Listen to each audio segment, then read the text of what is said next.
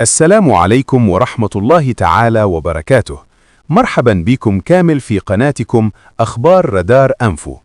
نتمنى تكونوا كامل بخير وعلى خير، ونشكر من القلب كل واحد يدعم القناة سواء بتعليق طيب ولا مشاركة أو إعجاب. والله غير تفاعلكم يشرفنا ويعطينا دفع كبير باش نواصلوا ونقدموا ليكم المعلومة الصحيحة في وقتها. فيديو اليوم راهو مهم جدا ويتعلق بملف زيادة التقاعد اللي نقدر نقول عليه راهو الملف الأول والرائد، واللي طرح بزاف تساؤلات عند المتقاعدين، خاصة شكون معني بالزيادات. هل تشمل المعاشات العسكرية؟ واش كاين أثر رجعي؟ كيفاش تتحسب الزيادة؟ والمعاش المنقول واش راهو صاير فيه؟ اليوم إن شاء الله رح نجاوبكم على كامل هذه الأسئلة بالقانون وبالأرقام، بعيدا عن التهويل والإشاعات، ونفرق بين الحقائق والتوقعات. وقبل ما نبدأ نطلب منكم دعم القناة بالاشتراك والإعجاب بالفيديو والبارتاج باش نقدروا نواصلوا ونوصلوا ليكم المعلومة الصحيحة في وقتها، وهذا فضلا وليس أمرا. نبدأ بأول نقطة مهمة لازم تكون واضحة. الزيادات اللي تكلم عليها المدير العام للصندوق الوطني للتقاعد تخص فقط المتقاعدين التابعين للصندوق الوطني للتقاعد CNR، يعني المعاشات غير العسكرية. هذا ما يعنيش باللي المتقاعدين العسكريين ما عندهم زيادات، بالعكس عندهم صندوق خاص بيهم، قوانين خاصة وتوقيت تطبيق خاص، لكن هذا موضوع آخر وما رهوش داخل في التصريحات الرسمية اللي خرجت مؤخراً. نروح للنقطة الثانية، رفع الأجر الوطني الأدنى المضمون اللي وصل ل 24,000 دينار جزائري. هذا القرار يمس العمال، الموظفين، المتقاعدين، وحتى أصحاب المنح الصغيرة. لكن لازم نفهموا حاجة مهمة، هذا القرار ما يخلق زيادة للجميع بنفس القيمة، إنما يستفيد منه أساساً أصحاب الأجور والمعاشات الضعيفة أو القريبة من الحد الأدنى. بالنسبة للمعاش المنقول، يعني اللي يتحصل على جزء من معاش الأب أو الزوج، راهو يستفيد من الزيادة بنفس النسبة.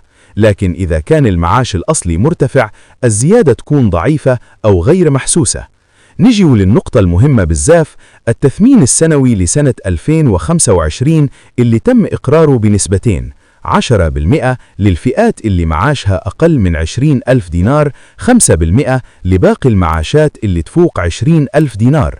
نحب نوضح مليح، هذه الزيادة هي تثمين سنوي خاص بسنة 2025 وما عندها حتى علاقة بالتثمينات القديمة، وما تطبقش بنفس القيمة على الجميع، لأنها تعتمد على النسبة وقيمة المعاش.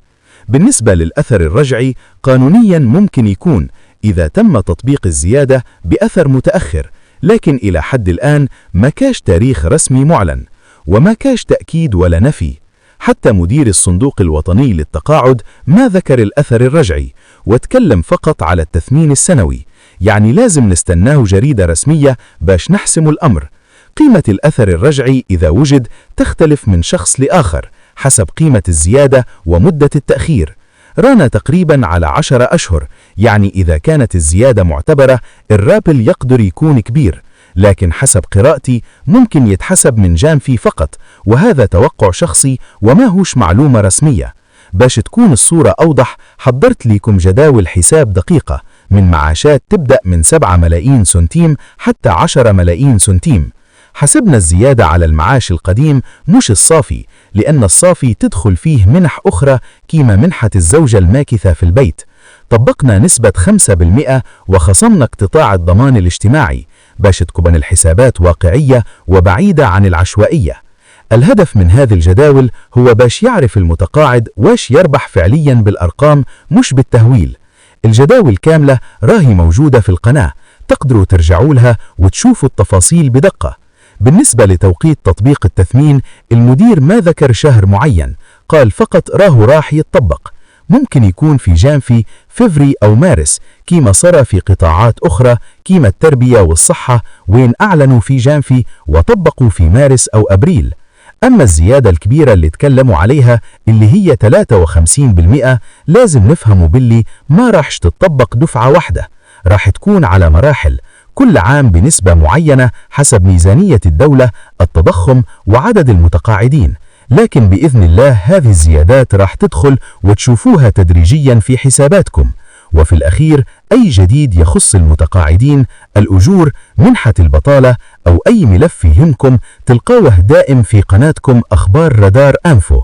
ما تنسوا تدعمونا بالاشتراك، تفعيل الجرس والإعجاب بالفيديو. نشكركم على حسن المتابعة والإصغاء. إلى فيديو قادم إن شاء الله.